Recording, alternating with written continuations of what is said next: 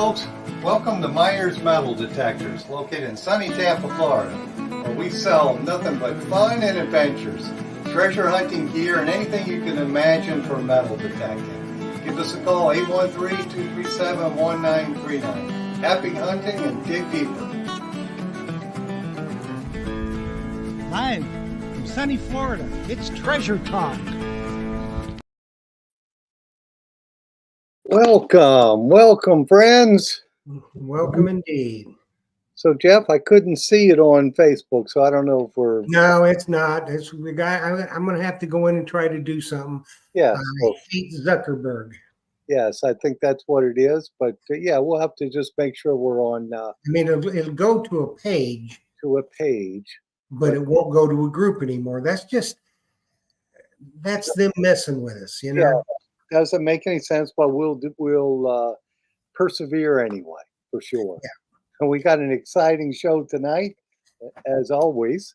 Yeah, it's going to be a little different, but I think it's going to be different in a very good way. Oh yeah, people are interested in the subject matter, and like when we had Butch on here, people like he has authors write for his magazine, and they like to have that formatted. So. You know, you could advertise your club or different things on the magazine.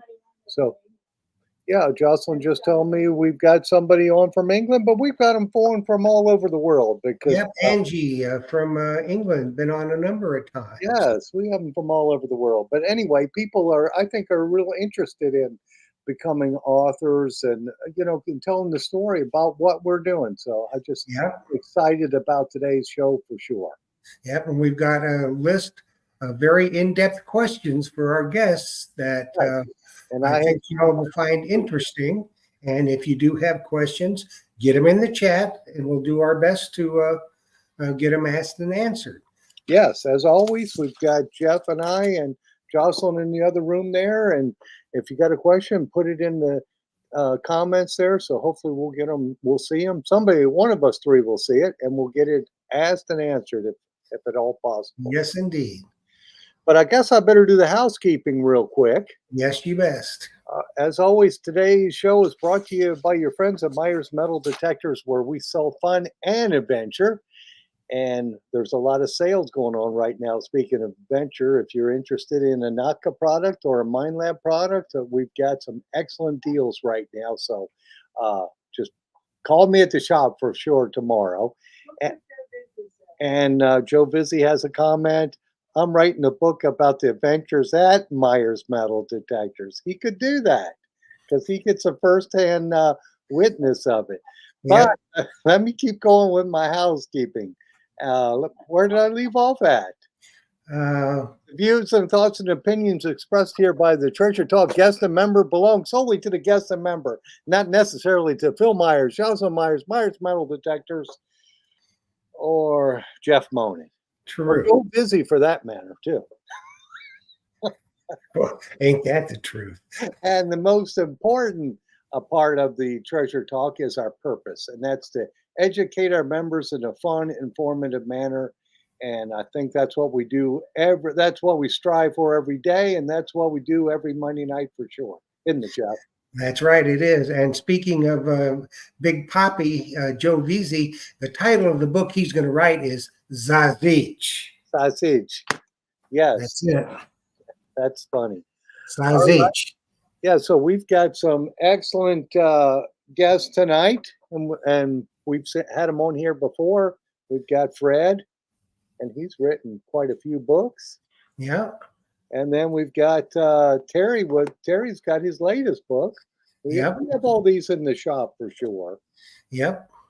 And while we're just talking about that, before we get into things, because it's going to really zoom once we get into it, let's show them what's on special here.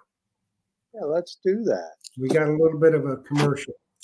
Hey friends, Phil Myers here from Myers Metal Detectors, and I'm going to show you some books from some of my favorite authors. Fred Bank here, we have all three of his books, and when you purchase his books, we got them on a special price on my website. I'll post that in the link. And then also, when you buy his three books, you do get, he gave me this PDF So we print this out, Treasure Coast Shipwrecks, so you have the locations of the shipwrecks too. So that's Fred Banks books.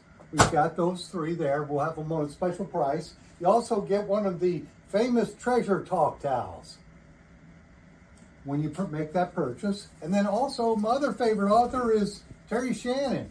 We have his complete collection of books.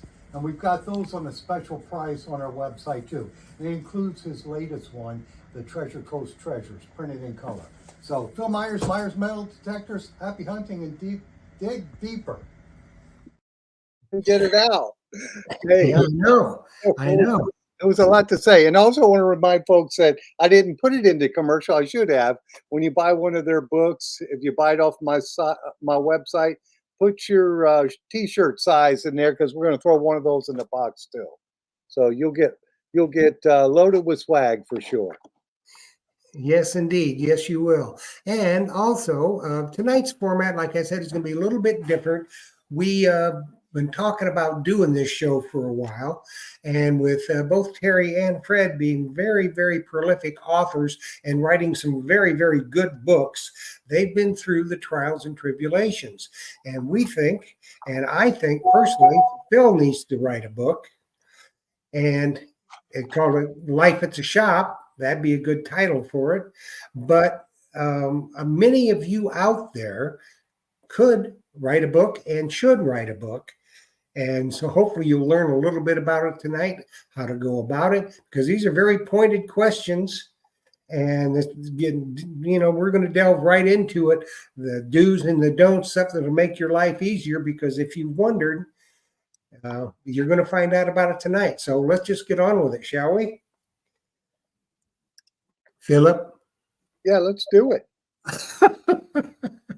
All righty. Let's bring them on right now. Is Terry Shannon and Fred Banke. There's Terry and there's Fred. Hello, everybody. Good evening, everybody. So we had one comment from Rick T. Ricky T. You guys both know him. He says a lot of y'all should pay me not to write a book. He's got a pretty good point there. All right. Well, I got a list of questions and I have a lot of my own too. So let's jump right into it. And folks, just a reminder, if you've got a different question, just get it typed in the comments so we can get it asked for sure. And I guess we'll start with you, Fred. And that was about your motivation for writing, because you've written 3 of them already. What was your motivation? Well, with my first book, I was motivated because I was living down in West Palm Beach, and I would come up to the Treasure Coast on weekends, 1 or 2 weekends a month. And I really only knew of a couple of wrecks and a couple of beaches to go to. So I did a lot of research, and I bought some books with information, but most of the information was outdated. So I thought I could do a better job than this. So several years into the metal detecting, I finally started writing a book, and it took me probably 3 or 4 years to do the research and get that out. And what motivated me is I wanted to help people find the beaches and know what shipwrecks are on what beaches, and if there's bathrooms, if there's parking spaces, all the information they need to go to the beach. Awesome. Well, let's ask Terry the same question. Yes, for sure. Yeah, mine was a little different. I started metal detecting, and I was in Minnesota before I come down to the Treasure Coast. And there's the Otter Tail River that I detected in, waded in the river, and I was finding all kinds of rings. And there was a site on the called FindMall on Facebook, or on the computer anyway. And I used to enter in that, and I got a lot of encouragement. And what I started doing is I started writing emails of my adventures, and I kept all those things. And people would say, you ought to write a book, you ought to write a book, and you ought to write a book. Well, then I come down to the Treasure Coast here, and it is such a wonderful place. It really is. And, a lot of the fun, I think, is sharing. And that's where I started my first book, and that's why I'm continuing to write it. Just, they're how-to stories and some stories about, my adventures and that. And it just, I kind of fell into it. And it's a wonderful thing. Every one of you people out there that are listening tonight, you've got one or two books in you. All you have to do is get started. Yep, and that's what we're hoping to, answer some of their questions tonight, and to let them know that they too can do it. Because a lot of people say, "Well, I can sit there and talk to you, but I don't think I could do a book." But maybe they could after tonight. Maybe they'll be ready to do a book. All right. Well, we got a question here from Tim Anderson. I want to just jump in with this real quick. He says, "My question is for Terry. In your book, he talked about, oh boy, that goes too quick for me. Talked about the Superstition Mountains in Apache Junction, Arizona.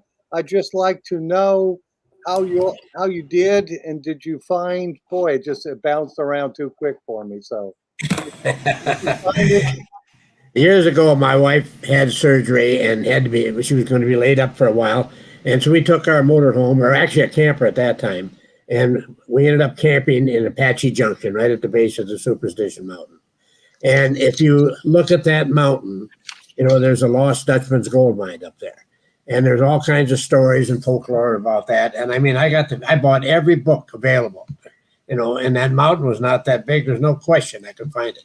And from there, I ended up down here on the Treasure Coast on another just camping trip. And I stopped at the McClarty Museum, and I seen all the pictures of that treasure. And that's where it started. Like, if they can do it, I can do it.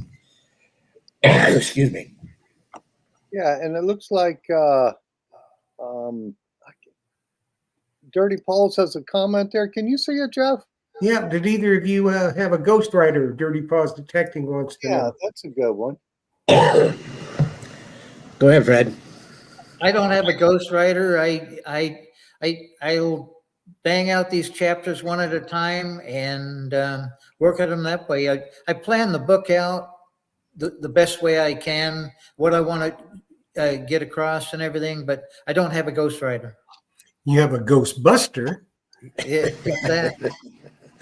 I don't have a ghostwriter either. It's these stories are strictly from my own.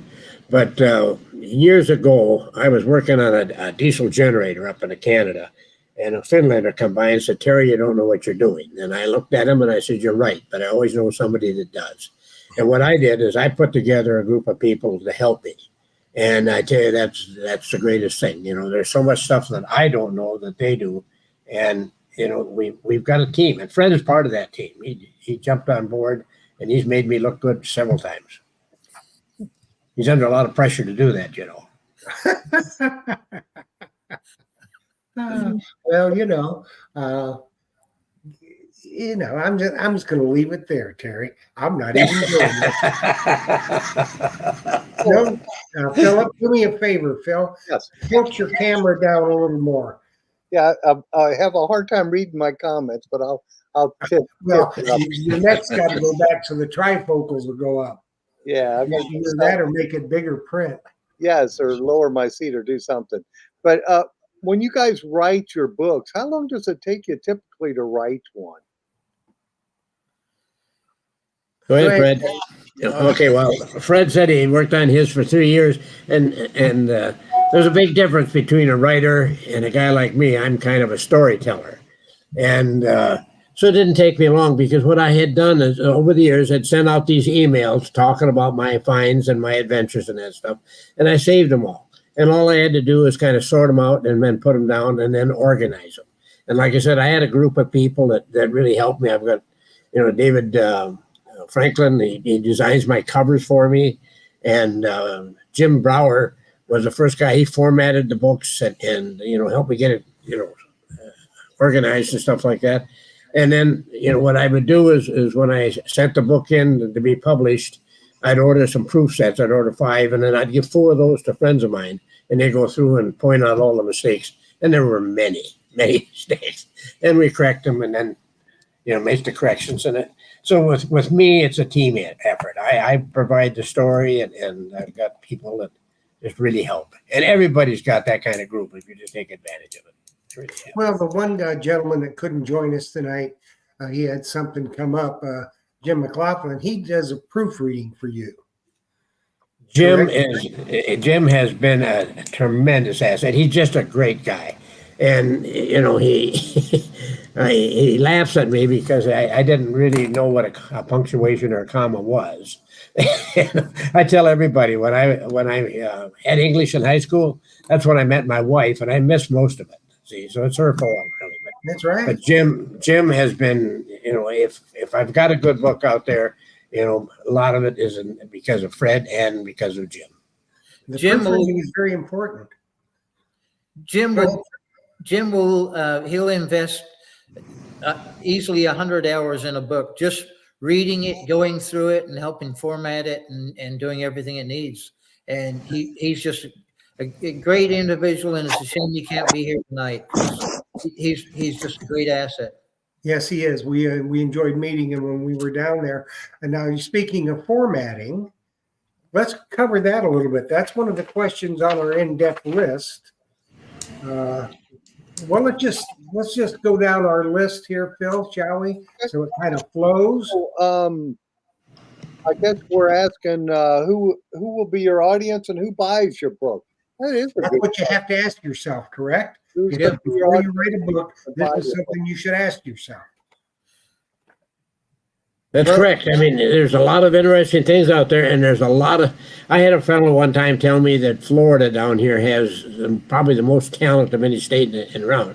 And I said, "What do you mean?" He says, "Well, everybody that's professional and retires comes to Florida, So there are just so many things out there of interest. Not only metal detecting. You've got, the fishing, the hunting, all kinds of. Stuff. My book on the Northern Plains Indian Wars, that started off as a metal detecting book, and it turned into a history book about all of the conflicts between the Indians and the army, and it's describing the forts and everything. But it started off as a metal detecting book, and it ended up as a history book with a lot of metal detecting finds in the back of it. Mm-hmm. So my target audience was mainly, it's not really here for Florida, but it's for people interested in the Indian Wars in the Northern Plains. That's My- a pretty good audience, right, Fred? Because Yeah. if people are interested in history, and most treasure hunters are definitely interested in history. That's all part of the history, correct? I mean, both my metal detecting books from the Treasure Coast, like I said, the first one took about 3 years. The second one took probably 2 months to write, and just a lot of information in there. And again, my target audience is metal detecting people that want to come to the Treasure Coast and learn how to metal detect, just like Terry's. Yeah. Yeah, I think treasure hunters in general, metal detectors, they like to read, or at least I do anyway. And I think when you learn the history of an area you're hunting, I think it's just going to be a benefit to them. So you guys having the Treasure Coast books are awesome. It looks like Chicago Ron got the question there. We had like 3 or 4 of them go by really quick, but he's asking about the publisher. How did you guys select your publisher? And you have one that you can refer people to. Go ahead, Fred. Do you want to start that, or do you want me to? I can start. Both of us publish through Amazon right now, but my first book I self-published through a company called Blurb, and this is out of San Francisco, and it's very inexpensive. You don't have to order 1,000 books or 100 books even. You can order just a few books. They'll print them for you, and you can take them to the museums or take them to a metal detecting store and try to get them to sell them. And it's more self-publishing where you're doing everything yourself, where it's much easier with Amazon, and people can just order them online with Amazon.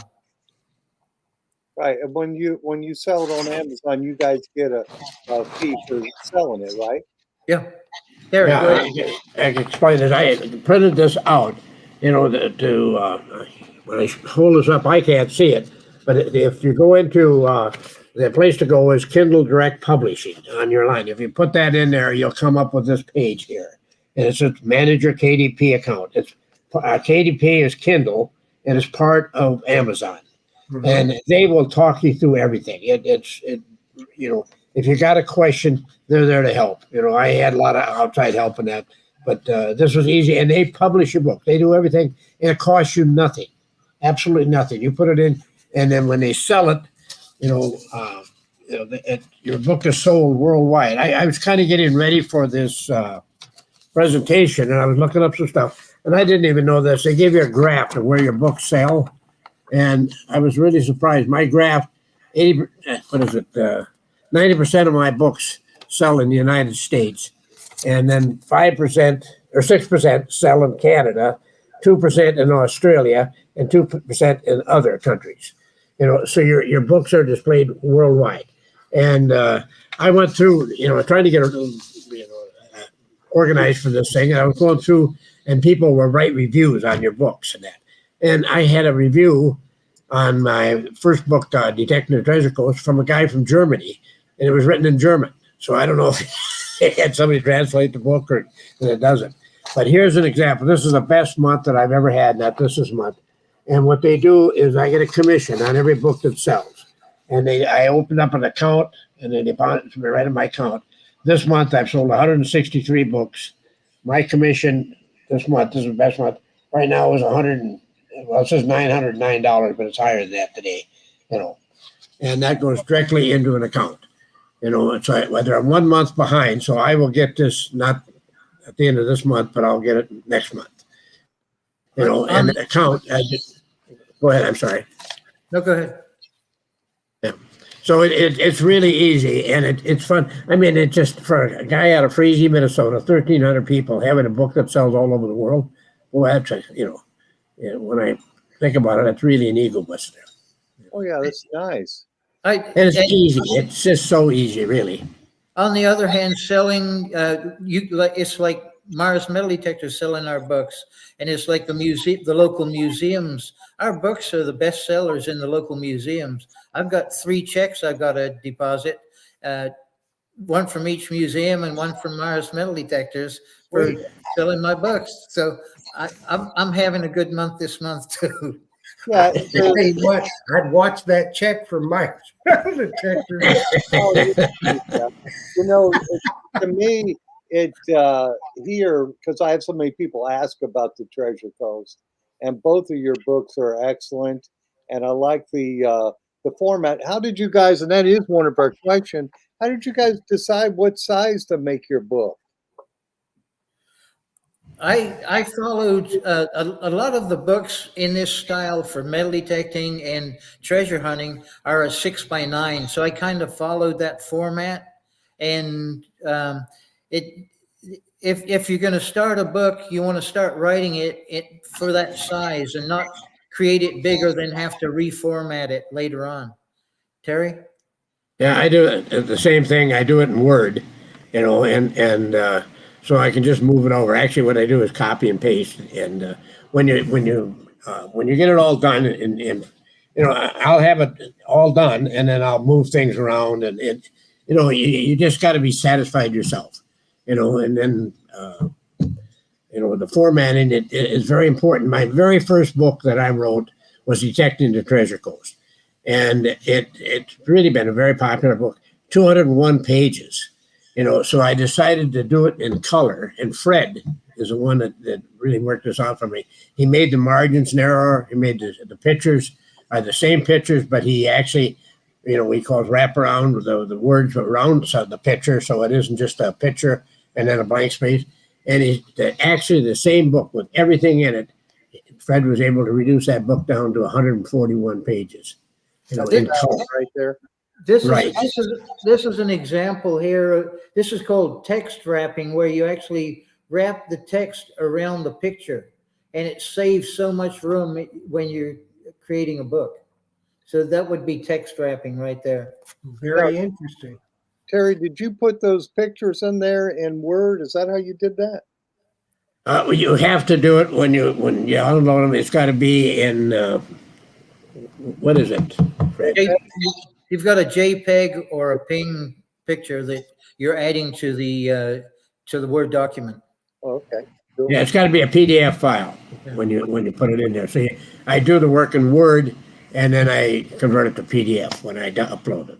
Okay, now I have a quick question. If you were, let's say, when you're deciding to write a book and how you're going to format it, and you wanted to talk about the size, wouldn't it make a difference whether it's going to be a hardback or a paperback on the size of the book? Am I correct in that? I think you probably are. The thing about it is one of the things that you have to worry about is cost. That's why I stayed away from color for so long. It was so much more expensive. And to print a 201-page book in color, it would have I'd had to sell the books for like $25 a piece to just, to come out. And after Fred did his magic, I can sell them for $20, and it's exactly the same book, and it's in color. And it's just unreal what a difference that makes. It's just unbelievable. It's just a matter of cost going to a hard copy rather than the paperback version. It's Okay. Who will buy it? Are people willing to pay the extra money to buy the hardback book? Right. Well, I was just thinking because of, a lot of the real cool color photos, they might want to use it as a coffee table book, for instance. But we do have a question from Joe 4077. You see it, Philip? Yeah, it says, who sets the price of your books? We do. When you upload it to Amazon will tell you how much it costs to be printed. And then you have to throw in your postage. And your postage is quite high. It really is. And so when you don't really know until you order something what it's going to cost you to have it shipped to you. So, I determine it. Fred determines his cost. And, it just depends on what they come up, you don't know ahead of time. You get it done before you. Cool. Yeah, so we had a pile of questions go by here real quick, and one of them was to ask you guys what your next book is going to be, and I think that was from Florida Metal Detecting. Yeah, that was a couple other people asked that one too. Yes, I'll answer that one if I can, Fred. My next book, I was a police officer that was my career for a brief set. I was up in Canada, flying airplanes up there, but and it's long enough back now that the statute of limitations is up. So I can tell my story, but I had a very colorful career, and my next book is going to be on my police experiences. And my next book is going to be a follow-up to the Indian Wars because I've done a lot more research. I make these wonderful trips every year up to North Dakota, but I go through Colorado, Wyoming, Montana, and just learn the history and visit the forts and really go on some wonderful adventures. So my next book is going to be a follow-up to that one. Any timeline for us? Later this year when I'll be up there into September. So when there's a couple of places I have to go and take pictures, but as soon as that, so I'll try and get it out by the end of the year. Time for Christmas. Yeah, and Fred, when he makes his trips now, he meets a lot of people and he does his research. When you pick up Fred's book, you're getting the real thing. He's has a thing he's called the real deal, but it's a real thing. I mean, he knows what he's talking about. I compliment you, Fred. Thank you, Terry. That's I very rare. I want to be up just like you. When you grow up, you should,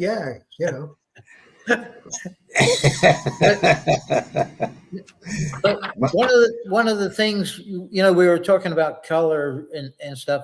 I published all three of my books in color, and Terry's first book was black and white, and we've made that into a color book, and that's out. That's out right now, right, Terry? That book? Well, yeah, it's available right now. I won't get mine until next week, but when the only complaint that I went through when people write a comment on the book, the only complaint, he said it would be so much better in color when I was looking it up the other night. And now we've got the color. And I will never print another book in black and white. The color makes such a difference. Well, especially on the subject matter that, of y'all's books, when you're looking at relics and in Terry's case, when he's talking about the orange sand in black and white, there's no definition. People don't say, I don't get that. But now when it's in color, they go, oh yeah, now I know exactly what to look for. So it does, it makes good sense. Yeah, and I think the color in Fred's books, The Real Deal, color everything, the parking lots, everything. They can see, they can visualize how it'll look when they're walking in there. So Yeah, I think that's important too, Phil. A very good point. Everything in color, it just makes a world of difference, and it's not that much more expensive to do that. The way No, that's your orange sand. That's what And in black and white, you don't know what you're looking for. Okay, we got a quick question here from Tim Anderson. I understand that your books are about the Treasure Coast. Can your books and the information in them be used at other beaches besides the Treasure Coast? It's a very good question. Yes, it is. I've got comments from the West Coast, comments from up New York and that stuff. The Treasure Coast is just a short, 30-mile stretch of beach. And, I'm talking about that, but it applies all over. And so does Fred's. Yeah, all your hunting recommendations and everything there, all the same thing. Looking for the low spots, the bowls, whatnot. That's everywhere. You want to find another important thing is the moon phase. People don't think about that, but when you have a full moon or a new moon twice a month, you get these huge tides, and the plus tides and the minus tides. It makes such a difference. And when we get them here at the Treasure Coast, they're getting them every place else also. Yeah, it makes a huge difference. Sure. Yeah, all the same everywhere for sure. Yeah. Well, we've got let's talk a little bit about, because we've covered it a little bit, about the artwork in the books. Now, would you say, one of the big questions about artwork is it yours or is it somebody else's? Do you have permission? Let's cover that a little bit, because we don't want somebody to get in trouble, Well, I use in my books. I've been using artwork by a gentleman named James Flood. And if you look at the covers, the actual covers on my books, he does the paintings, and they're just absolutely fabulous paintings that he does. And I use a lot of his artwork as much as I can, and with his permission. And in the back of the book, I give him the credit for doing the artwork. So, and what you're saying then, Fred, actually, for people that are maybe aspiring authors, is make sure you got your permissions. It's kind of like metal detecting. You just don't go and walk on somebody's property and metal detect. You got to get your permissions. So it's basically the same thing. Correct. Yeah. Just don't go putting somebody else's pictures in your book because you like the picture without permission. And you should always give them credit for that, correct? One of the things Terry and I do is we take a lot of our own pictures, and then we'll enhance them. We'll make them look better and do whatever we can to make them look the best for the book. But we'll take our own pictures and use our own pictures. If you don't have the pictures of the subject, you can go online and you can buy a picture and use that. And so like Shutterfly, I think it's called. But there's sites online that you can go and actually buy a picture of a certain subject if you need a picture and you don't have one. Right. I've used pictures from friends of mine and asked permission. I've always had permission. But like, say, if you go into Wikipedia, you're looking up some item and you go online to do the research, be sure to put in there that if you quote Wikipedia, put in there that this comes from, that this particular article or something like that. Give them credit, and then you're okay. Okay, cool. Yeah. Pardon me? Take it away. Yeah, I was going to ask about the color photographs. Now, you guys just using what type of camera and stuff are you using for your pictures? A lot of mine is done with my phone. With your iPhone? I don't have an iPhone. I've got the cheapest one you can get out there, but they take great pictures. I have an iPhone and I've taken pictures with those. If I'm at the beach and I see something that I need in the book from the beach, I'll use the iPhone. Otherwise, I've got a really nice Canon camera that I take with me on my trips, and to get some really high definition, good pictures and stuff. Mhm. I've got a Canon also, and it takes great pictures. It really And does. it's a matter of learning how to improve the pictures, and if the lighting isn't quite perfect or the color isn't perfect, you can fix a lot of that stuff on your laptop. Right. Mhm. Now, are you using image editing software on your laptop? Yeah, yeah. Well, like I've got to tell a story here real quick. I have the ranger down at the museum about 6 or 7 years ago uploaded a program on mine where I could adjust my pictures in that, and I've been using this program all the time until about a week ago. Fred came over and he says, "Well, it's right on the front page of your computer. You just go up the top, you click on this little button, and it comes up, and you can adjust your pictures right on the computer right there in front." And I mean, it's so easy, and I, worked my butt off just because I didn't know it was there. I showed him how to use that just to save me time. and talk to your friends. I mean, you've got people out there that they have a hobby of they like to take pictures and that stuff, and they're more than they're honored to show give you some pictures and get like I did. I get a group of guys together and gals and ask for their help, include them, and it makes such a difference. Let's talk a little bit about the covers and the spine, the front and back covers, that kind of stuff, because that's very important. The cover of the book needs to grab their attention, correct? That's correct, and that actually is my very hardest part. I have a fellow that does a great job on the covers, and I would say on this last book, I used the exact same cover that I used when on my first book. Exactly. The only thing, it just put color edition on the bottom. And I think it took me 2 weeks to get that right. You have to have the spine the right size, and you have to have it centered. And that's where your proofs come in. And what happened with me, what the big problem is on the covers, it's a pretty big file. I don't know how many megs it's got to be, but it's a big file.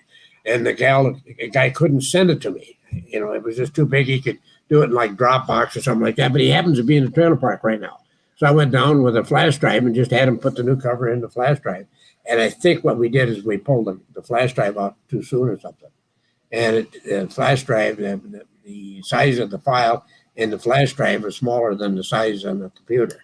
And when we figured out that, I uploaded it that night. He said he got 72 hours to review it. Got the next morning, he said your book has been published. I mean, it just. So with mine, I use the paintings by James Flood. He's a marine artist, so he does the shipwreck, the Florida Treasure Coast books. But what happened with this book right here is I designed this myself, and what I did was I brought a buffalo skull back from Texas. I painted it myself, decorated it, and I put a black piece of fabric on a bed in my spare bedroom, threw some bullets down, and took a picture of it, and with my good camera, and that's how I got the cover for this book. And that was cool. there's the backside of it too, and so I'll come up with pictures, and I've had people help me, but I've pretty much figured out how to do the covers and stuff myself now. Yeah. Well, when we talk about spine and that kind of stuff, maybe you better illustrate for people what the spine is and and all that kind of stuff. Okay, here's the spine. The spine is in the backside, the width, thickness of that right there. And on this one, see, I've got a little bit of an overlap. And then look at the bottom of the book. It's got a white line, It's not centered. And that's the kind of stuff that'll drive you crazy. But if I have problems, what I do is I just call Fred, and it works pretty good. Yeah, these books are perfect bound. So I just I think you look very professional. I mentioned about the spelling, the punctuation, the spelling in there. I'm terrible at it, But what I do is I order the proofs, and then I give 4 of these proofs to friends of mine, and they go through, and I take all 4 books, I take all their corrections, and I did that up until Jim McLaughlin. Now the last one, I just count on Jim because he just don't make mistakes.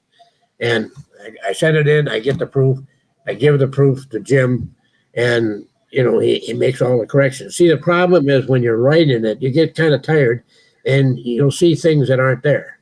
Right. The word you like I said which the other day, and I spelled went, or vice versa. And my eyes seen what I wanted, but it wasn't right. So what I do is I'll write a chapter of a book, then I plug it into a program called Grammarly, and you have to pay for that so much a year. But I use that, and I'll go through the Grammarly, and it corrects all the grammar, and then I'll put the book together, and then I still have somebody check and make sure it's what I wanted to say, and you still miss stuff. So you still need people like Jim to read your book and go through it. Okay, cool. We have a quick question. You see that, Phil? Yeah, we got a question from Tim Anderson, and he's asking to Terry and Fred, I'm in Arizona, so it's harder for things for me to get. I'd like to get a hard copy autographed books. Any idea where I can get my hands on them? Well, I have them here in the store. I have most of them signed by Terry. I don't think you signed mine, buddy. Oh, I apologize, but if somebody would like an autograph book, I You can guys certainly get that to them for sure. I can certainly take care of that and autograph it right to them. And Terry does the same thing. Yes, I usually get them signed, but I guess I forgot to tell you to sign them, Fred. But the next order I have in the shop here, we'll get them signed for sure. Absolutely. But Yes. let's make sure Tim understands these are not hardback books. Oh, that's right. They're perfect bound. They're not a hard, I guess a hardback book. They're a soft cover. Is that what they call it, Fred? Yeah. Yeah, Okay. it's called perfect binding the way it's put together. It's a very nice book, very professionally. Okay, let's take a quickie, and we're going to give away some books tonight from Terry and Fred. And so, how many you want to give away? One apiece? 2 each. 2 each? 2 each. Okay, so we'll have, basically we'll have 4 winners. So this is what you're going to put in the chat to be entered to win. Just as I have it there. Hashtag publish. That's what you put in the chat to win the book. And if some of you already have some of their books, so when you are, and it's going to be autographed, we promise you that. So when you are the winner, then when you send me your email, you need to put the book that you want. Okay. And if you want to wait for Terry's book, The Treasure Coast in Color, it'll just be, maybe a week or so, but then you'll get that and it'll be autographed to you by Terry. And Fred's books will be autographed to you by Fred. Now that's going to be a collector's item. So just keep that in mind. Yeah, because it's just a matter of time. Both of us are going to be rich. We're going to hit it out there in the Treasure Coast. That's right. All right. Hey, listen, we had a comment since we do have 2 famous treasure hunters on the show here. This is from Joe 4077. He said, I noticed that the onshore winds always seem to negate the moon tides, at least when I go out. I know that may not always be the case, but that does happen a lot, doesn't it? The onshore winds, well, if you listen to the news or listen to the forecast net, they'll talk about riptides. And when they talk about riptides, that's caused by onshore wind coming in. And what the wind kind of comes in and funnels out and forms what I call a bowl. And that bowl is, if you look for fishermen, you'll see a fisherman in front of these riptides all the time because it's eroding the beach, and it's taking nourishment out. The little fish are eating that, and the big fish are eating the little fish. So, and these can happen any time of the month. The thing is that you know, I can go check 5 or 6 beaches and see nothing, and walk around a corner and there's a great big bull. You know, there's always some place that produces. You just have to be willing to move around a little bit. Mm-hmm. Hey, But the onshore winds, they do negate the low tide because it's pushing the water up onto the beach. And like Terry said, it's got to go down somewhere, and that's where you get those rip tides. yeah, that's very true. I noticed that here in Tampa Bay also. A lot of times you'll have a real negative tide, but then the winds go pushing the water in, so it kind of negates it. Hey, Fred, this is a question from Tom Becker for you, and he says, Fred, I see you have 2 real deal books, one with the ship and one with the, I guess both of them have a ship. What's the difference? I'm having a hard time reading that for some reason. My light must not be good tonight. Oh, I see you have 2 real deal books, one with the ship and one with the animal head plus the real deal too. What's the difference? Okay, so they're all the real. So I'm doing a series of books called The Real Deal, The Real Deal, and so I've got The Real Deal Part 1, which was my first book, and then I wanted to do a follow-up book, which is Real Deal Part 2, and so this one has more information on equipment and tides, and there's even a chapter on young Terry Shannon in that book.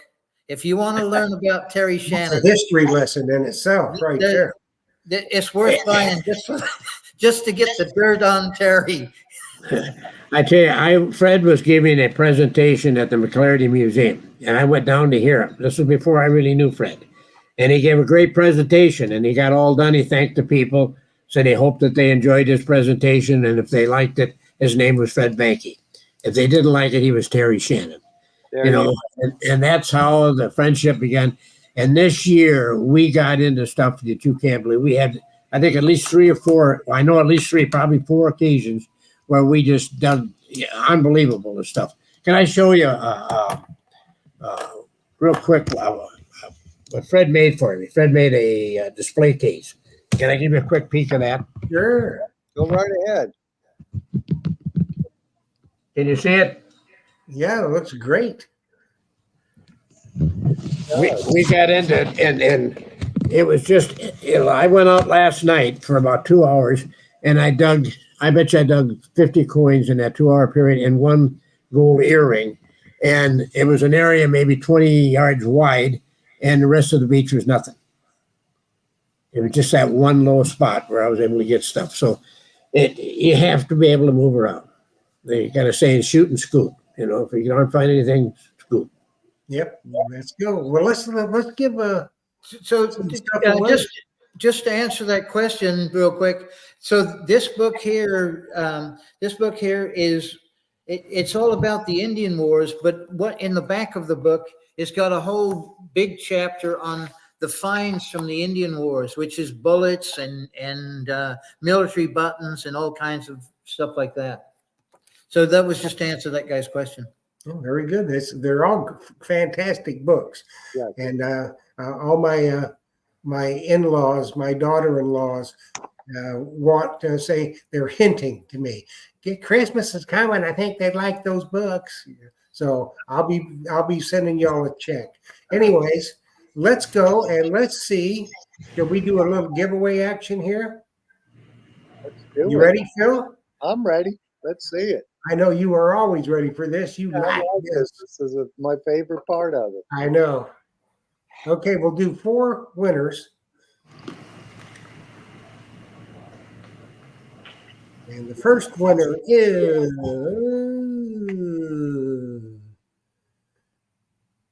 Rick T. Ricky T. I know that guy.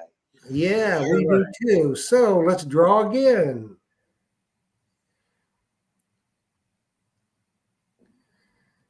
I should have put my name in there.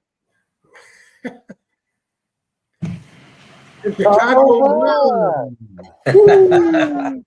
I tell you what, he sucks. I don't care what anybody says. He's a woolly booger. Oh goodness! And here comes number 3. Yeah.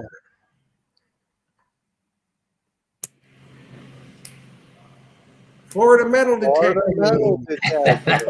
And now we go with the last one.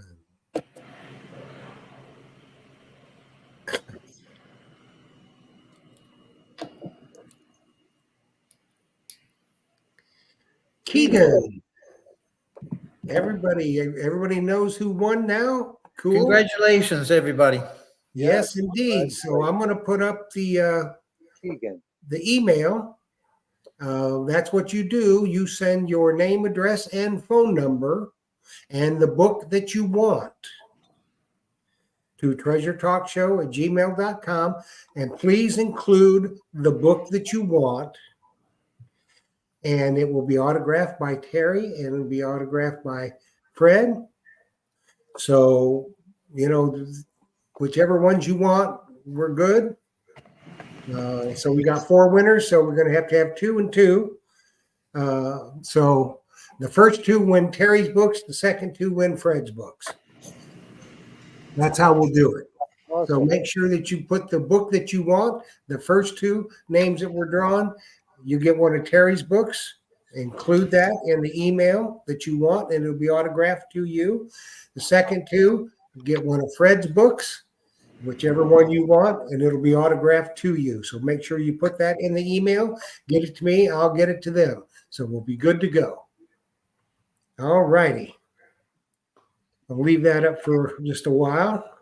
And carry on, Philip. Yeah, it looks like I got a question from the Key Day Kid about some diggers. Do I want gold or blue and silver? I think I want some of both of them, but I'll have to call you tomorrow. That's the hand digger. That's one of these guys. He's asking me about. Yes, Rick T. Yes, email after the show. That's fine. I know all you folks out there that won, you can email after the show. Just within the next day. Make sure we get the email. I'll make sure that it gets to them, and you get your signed autographed books. And then someone wants to gift their book to the Digging Canuck. That's a nice thing to do. Yes, that would be very nice. Who wants to do that? The Florida metal detecting. Just okay. All they got to do, I guess, is send her name and info. But I'm hearing a lot of ringing. I hope that's. I'm hearing some bell. Somebody's text must be going off. I hope so. I guess you're getting a book, Canuck. So yeah. you know the drill. Yes, she does. All righty. So let's get back to it.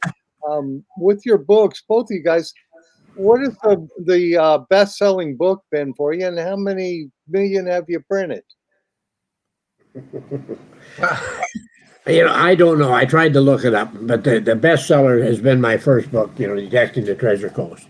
And I expect it to really, in color, it's going to take off. It just, the only complaint that I've gotten about it, other than not being in color originally, is that I say too much, And it's just fun. Sharing is a lot of fun. And I've made a lot of friends because of it. It's been a wonderful experience. Yeah, and Fred, that's your bestseller? My first book has been my bestseller, and I've sold hundreds just at the museums. It's been fantastic selling at the museums and with you guys at Myers Metal Detecting too. And we just love both of your books. I guess this question kind of relates to the bottom one on the list. How do you get paid? And don't forget to pay your taxes. And then Ricky T's got the question there. Fred, can you deduct your travel, gas, food, hotel expenses as a business expense for your books? Well, I try. I try, and that's up to my tax lady. I have somebody do my taxes, and you can deduct things. Yes, if it's not a hobby writing a book, and you prove it's not a hobby, then yes, there's things you can deduct. You can deduct metal detectors. You can deduct your travel expenses and stuff like that too. So I guess you would have to get with your tax guy and or gal and make sure you have the documentation. But I would think that those were all expenses. Yeah, even your computer, you need it. I mean, it's stuff that so. I have a tax man too, and the big thing is just keeping the records, which Yeah, I'm very for it. Yeah. Yeah, you gotta have documentation for everything. But yeah, we got another question up from Shannon Bordner, and she's asking, what is each of your favorite book that you've written so far and why? Go ahead, Terry. Okay, I think the best-selling book I have is Detecting the Treasure Coast. That was my very first one. But the last one, Treasure Coast Treasures, I'm talking about the stuff that I found that's in color. And I think I had more fun writing that than anything because I was just reliving every one of those little adventures that I was out there. And it's my latest book, but it was just a fun book to write. It really was. My favorite book to write was my original book. It was just so exciting to get all that information together and put that together, and just all the research that went into it and everything. I spent a lot of time doing the research. Same with the Indian Wars books, and getting as much information as possible. So, but I did enjoy that book so much. And really, everyone that's listening tonight has got one or two books in them. They can do it. The hardest thing is to just get started, and just tell your story. And, if you're not happy with it, make changes later down the line. Stuff comes to you. I'll wake up in the middle of the night and have a new idea or something like that. You just can't sit down and pour out a good book. It comes to you as you're writing along and talking to other people and experiencing things. Yeah, Did you see this question, Phil? Yeah, this is from Bill Crow, and he's saying, Fred, does your book on the Indians up north being brought up to Oklahoma? I I haven't covered Oklahoma yet. I've covered from Colorado north. Well, no, as far as south, I did have a chapter on Fort Hays in Kansas City because of the Buffalo soldiers were at Fort Hays, and they moved up to up into North Dakota. But I haven't gotten into Oklahoma. Okay. Hey, and this question from Tim Anderson. I think you might have asked this earlier, and I didn't get to ask it, but I see it again. Quick question for Terry and Fred. What were their top 3 metal detectors? Could you refer to someone? I guess the top 3 detectors you would refer. Go ahead, Terry. Okay, I'm using the Deus on the beach, the Deus 2. I'm real happy with it because it's light. I've had 5 surgeries, 3 in my right arm, and I'm very happy with it. And the Legend, the Legend is a heck of a metal detector, and at half the cost, it'll do everything that, I'm really sold on the Legend also. And then I guess I do not have the Matacore, the Mindland Matacore. I've heard nothing bad about it. I've heard all good things, but so I think those would be the 3 that I would list. My 3 are I really use the Legend a lot, and I like it, especially up in North Dakota with all the tin and the materials in the ground. It's really good for telling the different metals and the bullets and the buttons coming out. I've also have a Manacore and an Equinox 800. Okay. Awesome. Well, it looks like our hour is gone, Jeff. It is gone. It was an interesting show, I believe. Yes, it was. It was unbelievable. Well, I want to thank everybody out there, and I want to thank Jeff and you, Phil. It was really an honor to be on your show. It really is. I'd like to thank Jeff, Phil, and Jocelyn. She does a lot of work for this too. So let's in the background, and nobody recognizes her. Exactly. So let's recognize Jocelyn and thank. I'm waving to her. And thank you everybody that's bought our books or won one of our books. But thank you everybody. Yes, I love your books. So, folks, if you didn't win tonight, of course you can get them here in the shop, or you could do them on Amazon with Fred and Terry for sure. But we've got them here in stock too to go. And they're autographed. You get it on Amazon, it's probably not going to be autographed. You get it at Myers Metal Detectors. Yeah, it's going to be autographed for sure. Will be autographed. And we had a mention a little earlier that somebody said, Phil, when you write a book, The title of the book should be, If Phil Doesn't Have It in Stock, You Don't Need It. I saw that, Jeff. So I think you should write, I owe it all to Jocelyn. yes, now you're making her real happy tonight. Well, that is true. It was her idea for this to open a metal detector business because she said I was addicted to it and I was going to spend all of her money buying metal detectors. So that's funny. Yes. And then also was her idea to come up with the show here, and I got my buddy Jeff here to help me with it, and it's just gone gangbusters, hasn't it, Jeff? Yeah, we got in a couple of weeks, will be 5 years. 5 years. That's incredible. Oh my I goodness. know. We're gonna have to do a special show, Jeff. Yes, we probably will. We probably will. It's been a run. We could probably write a book about that, but Yes, that's we should. yeah. Okay, Well, I'll send you some material and you write. there you go. Anyways, Spare thanks time. everybody for watching. Now next week, it's going to be another really interesting show. As you know, we've been talking about, we got some proprietary items in stock or coming in the next couple of days. Yes. For the Treasure Talk Pro Sifter Titanium. That is our scoop made exclusively for Treasure Talk. And we are having made by Steve's Detector Rods, the Myers Pro Handle. I won't tell you what, that sucker is sturdy. It And you is. can't break that one. And we'll have that one next week to show you as when Steve is here. Yes, for sure. Is that a two-piece shaft? This one is. And there's a That's travel awesome. shaft too, yeah.